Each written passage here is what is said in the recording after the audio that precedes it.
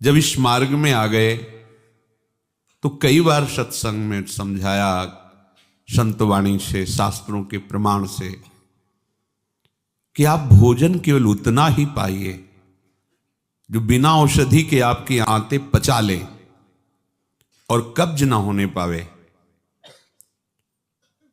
यदि आप रसेंद्री के स्वाद के वशीभूत होकर के प्रसाद खूब ग्रहण कर लिए, वातों की सामर्थ्य नहीं है, क्योंकि आप क्रियारत नहीं हैं।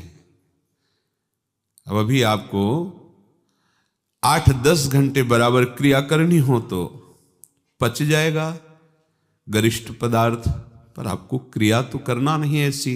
रसेंद्री के स्वाद के वशीभूत होकर अधिक प्रसाद पालेंगे तो आपसे दिनचर्या नहीं होगी, उदास रहेगा मन। कब्ज होने पर भजन में रुचि नहीं रहती, कब्ज होने पर प्रमाद स्थिति रहती है। इसलिए साधक किसी औषधि से कब्ज निवारण का उपाय नहीं है, ये बहुत सावधानी की जरूरत है। ये बिल्कुल सहज सरल बात आपको बता रहे हैं। यदि कब्ज रहित होना है तो प्रातः काल उठ करके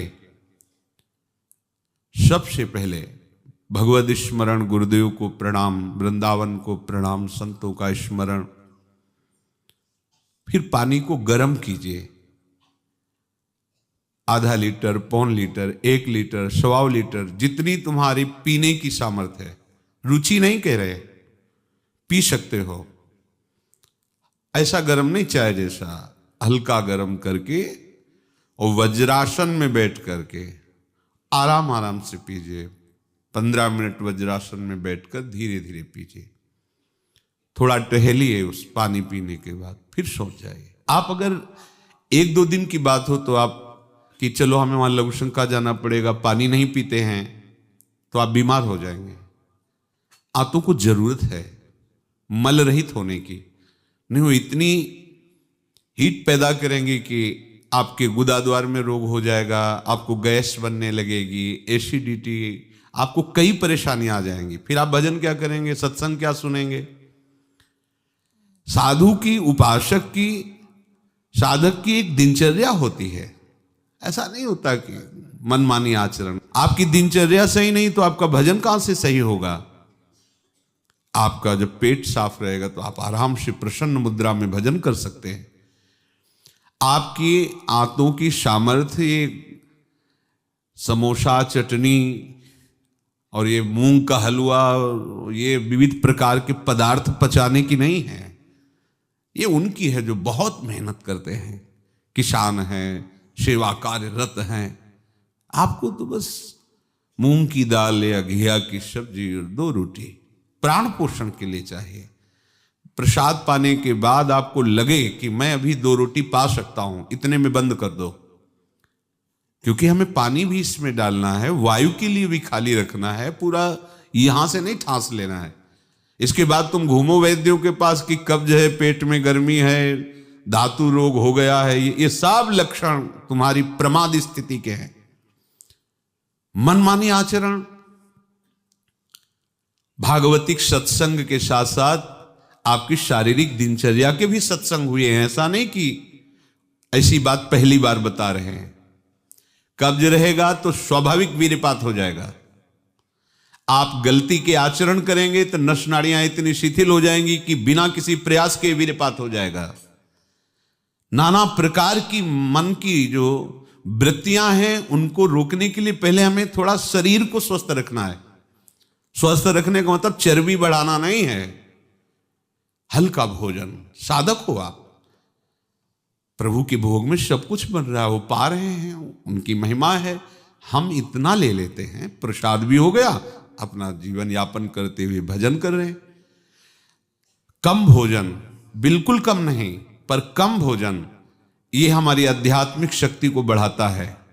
अधिक भोजन सात्विक हो तो भी तमोगुण बन जाता है। दूध सात्विक है, आप थोड़ा लेंगे सतोगुण प्रकट करेगा, और आप अधिक मात्रा में ले लेंगे, वही सतोगुण बढ़ाने वाला तमोगुण बढ़ा देगा, प्रमाद स्थिति ला देगा। पेट साफ नहीं हुआ और डालते चले जा रहे हो तो क्या होगा? हाथों में वो जलन, ताप ऐसा पैदा होगा कि प्लास्टिक की तरह कड़ा हो जाएगा मल, और वही आपके फिर गुदाद्वार रोग और भी कई तरह के रोग। आप समझते नहीं। अरे भजन करने के लिए हमें जो अध्यात्म में चलना है, हमारी ये शरीर रूपी गाड़ी स्वस्थ होनी चाहिए। प्रारब्धवशात अचानक कोई भयानक रोग आता है, वो हमें प्रभु सामर्थ्य देते हैं, नाम भगवान सामर्थ्य देते हैं, हम जिनका जप कर रहे हैं। लेकिन हम प्रमाद स्थिति में, तुम इनको पदार्थों को अच्छा समझते हो क्या? प्राण पोषण के लिए केवल जरूरत है, और ऐसा मत समझे कि अच्छे पदार्थ खा रहे। काहे को तुम मन की चक्कर में फंस रहे हो? संयम से चलो। पेट नहीं साफ हुआ, भोजन नहीं पाना मत। खीरा ले लिया, मूली ले ली, काम चला ले। एक बार दोपहर में पा ले 2 खीरा 2 मूली, बस शांत। प्राण पोषण के लिए हो गया, अपने आप साफ हो जाएगा। सुबह जब पानी पियोगे एकदम साफ हो जाएगा। नहीं, भजन कहाँ है? कहाँ है वो वृत्ति जिससे हमें श्यामा श्याम के सुख वाला बनना है? बस यही दुख में घूमते रहो। फिर शाम के बना, दोपहर के बना, सुबह बना, फिर भी तृप्ति नहीं होगी। मान लो मेरी बात, ये माया की चाल है। साधु अपने शरीर पर शासन करता है, इंद्रियों पर शासन करता है। शरीर को जितनी आवश्यकता बस उतना कठोर बनो। इस बात के लिए, अपने लिए कठोर बनो, दूसरे की पवाने के लिए नहीं। दूसरा तो भगवत स्वरूप मान। अपने लिए हर साधक अपने लिए शासन रखे। पहले से देख लो, एक दिन पा के देख लो, मेरा 4 रोटी से काम चल जाएगा, बाल भोग की जरूरत नहीं। मत पाओ। जब आपका पेट साफ नहीं तो बाल भोग रुकेगा नहीं, राजभोग रुकेगा नहीं, क्योंकि बर्बाद ना हो जाए ना, वो शयन भोग रुकेगा नहीं। अब वो फूलता चला जा रहा है, क्रम से मल की परत पे परत जमती चली जा रही। आप इनको समझिए। अभी आप परमार्थ के मार्ग में चले हो, आपको बहुत जरूरी शरीर को हल्का और स्वस्थ रखना, नहीं आपसे भजन नहीं हो पाएगा। ये एक दिन का विषय नहीं कि आप सत्संग में आके बैठ गए हो गया। आपको नित्य सत्संग करना है, आपको नित्य वाणी पाठ करना है, आपको नित्य भजन करना है। आपकी दिनचर्या, आपका खान पान बिल्कुल संयमित होना चाहिए। देखो, यदि आप गंदी बातें करोगे, गंदी हरकतें करोगे, तो विश्व में कोई ऐसा वैद्य नहीं कि आपको ब्रह्मचारी दवा से बना दे। मान लीजिए, हमारी प्रार्थना मान लीजिए, यदि आपने अंगों को छेड़ा नहीं है तो लिख लो, आपका ब्रह्मचर्य क्षीण नहीं हो सकता। मानसिक चिंतन गंदा, प्रक्रियाएं आपकी गंदी, खान पान आपका ठीक नहीं, तो एक रोक के आप देखते जाना, आपको भजन में रुचि क्या, शरीर को नहीं संभाल पाओगे। मान जाओ मेरी बात। 24 घंटे में प्राण पोषण के लिए 2-4 रोटी काफी है। अरे संतों ने तो कई कई दिन भोजन नहीं मिला है, भजन एक तार चला है। आप भजन के लिए आए, भोजन बट वो क्या भाई, भोजन के लिए थोड़ी आप आए हो, भजन के लिए। सृष्टि में किसी भी पदार्थ की कमी नहीं, माया रचित है, वो ऐसे बढ़ते चले जाएंगे। अपने को एक सीमा रखनी खान पान की। एक नए साधक को देखा कि भोजन पाने के समय एक रस्सी में गांठ बांधे हुए थे, इधर और इधर, और जब उसी गांठ से गांठ ऐसे फिट करके बांध लिया भोजन पाने के पहले। बस जहां पाए तो रस्सी टाइट, जहां रस्सी टाइट हुई तो बस छोड़ दिया, भोजन में ही छोड़ दिया ऐसे। फिर कोई कितना भी प्रयास करो नहीं पाते थे। ये बाहर है, आंतरिक जितेंद्रियता की बात नहीं, इसकी जरूरत नहीं रस्सी की पेट में बांधने की, पर अच्छा लगा। प्रारंभिक स्थिति में ठीक है कि हाँ जहां टाइट होगा तुम खोल, मतलब बंद कर देंगे, तो उसे पहले ही देख लो कि हमें इतना पाना। ये जहर है और ये जीवन है, दोनों बात समझो। अधिक पौष्टिक पदार्थ आपको ब्रह्मचर्य नहीं रहने देगा। अधिक पौष्टिक पदार्थ आपकी आंतें खराब हो जाएंगी, पच नहीं पाएगा, क्योंकि आपसे सेवा नहीं होती। अगर 8-10 घंटे पसीना वाली सेवा हो कि फावड़ा चल रहा है, आप हल जोत रहे हैं, बड़ी मेहनत कर रहे हैं, दौड़ भाग हो रही, चलता रहेगा, आप पाइए पच जाएगा। अब आपको सेवाएं हैं नहीं, आप मनमानी रसेंद्री की तृप्ति के लिए, ये शरीर तो पांच भौतिक ही है ना। उचित आहार कितनी बार समझाएं। जैसे भोजन आवश्यक है वैसे ही जल आवश्यक है, उतना वायु। ये पेट बना हुआ एक थैली है, तुम नहीं हो पेट, तुम नहीं हो रसेंद्री, तुम नहीं हो भोक्ता। काहे को मूर्खतावश ये जो शरीर रूपी गाड़ी मिली इसको नष्ट कर रहे हो और अपनी यात्रा को रोक रहे हो। इसका एक सिद्धांत है, एक हिस्सा अन्न, एक हिस्सा पानी और आधा हिस्सा वायु के लिए रहने दीजिए। ऐसे रखा जाता है, तभी आप देखना ऊर्जा शक्ति आपकी बढ़ेगी, भजन की वृत्ति बनेगी आपकी। अब यहां चारों हिस्सा में अन्न भरा हुआ है और ऊपर से पानी, रुचि नहीं है पीने की, क्योंकि वो अंदर ऐसा जहर बनता चला जा रहा है। जल जब जाता है तो लघु शंका के द्वारा बहुत से ऐसे पदार्थ है जो हमारे शरीर को हानि करने वाले, उनको निकालता है जल। मल की आंतों में जाकर मलाशय में वो मल को गीला करके निकालने की चेष्टा करता है। अब हम भजन को तो देख नहीं रहे हो, भोजन को देख रहे हैं। इस समय ये प्रार्थना मान लीजिए, आपका जीवन स्वस्थ होना चाहिए। अचानक कोई असाध्य रोग आता है तो भगवान सामर्थ्य देते हैं, पर आप खुद अपना नाश कर रहे हैं। अधिक भोजन करने वाला, स्थूल प्राण वाला, चंचल मन वाला कभी भजन में नहीं रुचि हो सकती। सूक्ष्म भोजन वाला, सूक्ष्म प्राण वाला, सूक्ष्म मन वाला भजन करता है। मान लीजिए आप लोग पता नहीं इतने भोजन के पीछे क्यों पड़े हैं। आपके पेट में कब्ज 2 दिन उपवास रहे, नहीं पाना है भाई, नहीं जगह है, पानी अपने आप साफ हो जाएगा। नहीं, भोजन तीनों टाइम डालना है। ऐसी कोई औषधि बनी है क्या कि आप कुपथ्य करते रहो, मनमानी आचरण करते रहो, आप ठीक हो जाओ? अगर बाई चांस किसी को ऐसा कब्ज है तो बताया है आपको, इस वर्षों सेवन की हुई औषधि, जब कभी ऐसा लगा तो छोटी हर 1 चम्मच और 1 चम्मच इसबगोल की भूसी उसमें मिला लीजिए। शाम के 200 ग्राम 250 ग्राम गुनगुना दूध से ले लीजिए। ये ऐसी है कि आपको बार बार परेशान नहीं करेगी, पर ये धीरे से आपके कब्ज को, क्रम को नष्ट कर देगी। जो अंदर बना हुआ कब्ज है वो धीरे धीरे कई दिनों तक बराबर लेते रहिए। पकवान, गरिष्ठ पदार्थ ये उपासक के लिए वैसे ही अनुकूल नहीं, भले कब्ज ना होती तो भी अनुकूल नहीं। आप मूंग का हलवा पाएंगे, आप बादाम पिस्ता पड़े हुए पदार्थ पाएंगे, आप भजन करेंगे। कैसे, मतलब क्या केवल रसेंद्री की तृप्ति ही हमारा उद्देश्य है क्या? कैसे तुम्हें ये बात अच्छी लगती है कि हमें पदार्थ भरपेट पाने? अरे हमें भरपेट भजन करना है। अब वो देखने को नहीं मिलती वो बात जो पुराने साधकों में एक जलन होती है, एक ताप होता है भगवत प्राप्ति के लिए। हर समय भजन के लिए व्याकुल रहता है, उपाय करता रहता है, नई नई युक्तियां सोचता है भजन के लिए। और हम नई नई युक्तियां सोचते हैं भोजन के लिए। आज ये कब तक खाते रहोगे? शरीर को कब तक पोषित करते रहोगे? मरेगा, नष्ट होगा। जिस काम के लिए है वो काम बना लो। ये तुम्हारा शरीर नहीं है, तुम शरीर नहीं हो, ये नष्ट होगा, मान लीजिए। आप यदि गलत क्रिया नहीं कर रहे हैं और आपका पेट साफ है तो विश्वास मानो, ये ब्रह्मचर्य वो चीज नहीं कि स्वाभाविक नष्ट होती जाए। जिनको ये है कि होती है, तो यदि 8 दिन में आपने नष्ट किया है और अब आप रोकना चाहते हैं तो वर्षों आप नहीं रोक सकते। वो 8 दिन 10 दिन के अंतर्गत नष्ट होगा, स्वाभाविक नष्ट होगा।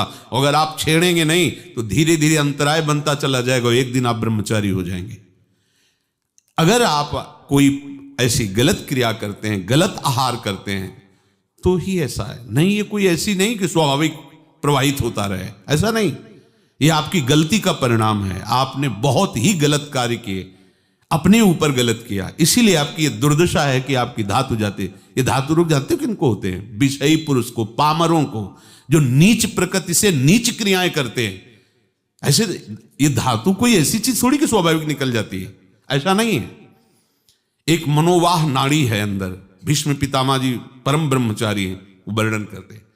अगर उसको ताप नहीं पहुंचा मनोवाह नाड़ी को तो वीरपात हो ही नहीं सकता।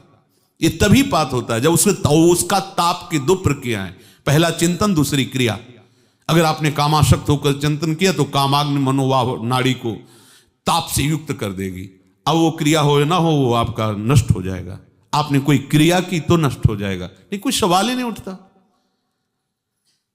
ये नई नई अवस्था के बच्चे धातु रोग से ग्रसित हो रहे हैं, कमर दर्द कर रही है, आंखों में कम दिखने लगा है, ये परेशानियां, वो परेशानियां। इसका कारण आप हैं। आप देखिए ना, इस विषय पर कोई चर्चा नहीं करना चाहता, ना सुनना चाहता है। केवल पशुवत आचरण के लिए छूट मिल जाए बस, सावधान रहिए।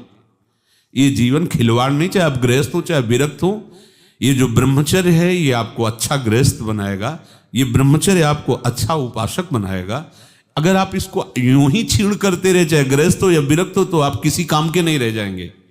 ध्यान रखना, किसी काम के नहीं रहे। कुछ दिनों के बाद आपके शरीर में जगह जगह पीड़ाएं होने लगेंगी, चिंतन आपका सामर्थ्यशाली नहीं रह जाएगा, स्मृति शक्ति आपकी लोप होने लगेगी, और जिसे आज की भाषा में डिप्रेशन कहते हैं उसके शिकार हो जाओगे।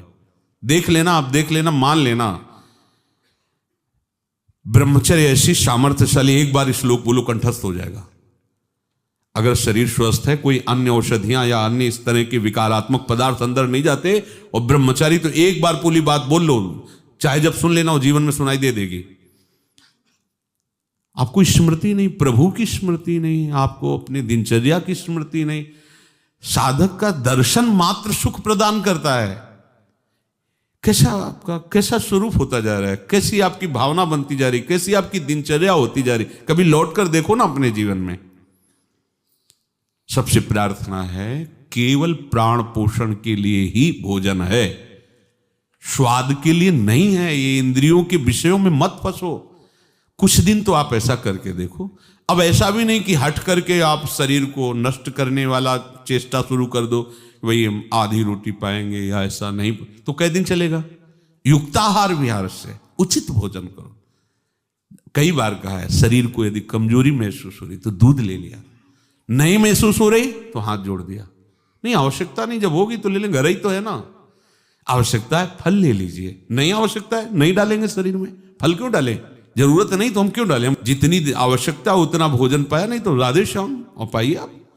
हमारा एक बार से काम चल जाता, भोजन से नहीं पाना 3 बार बाल भोग राज भोग, सब क्यों आप इस पे परेशान हो रहे।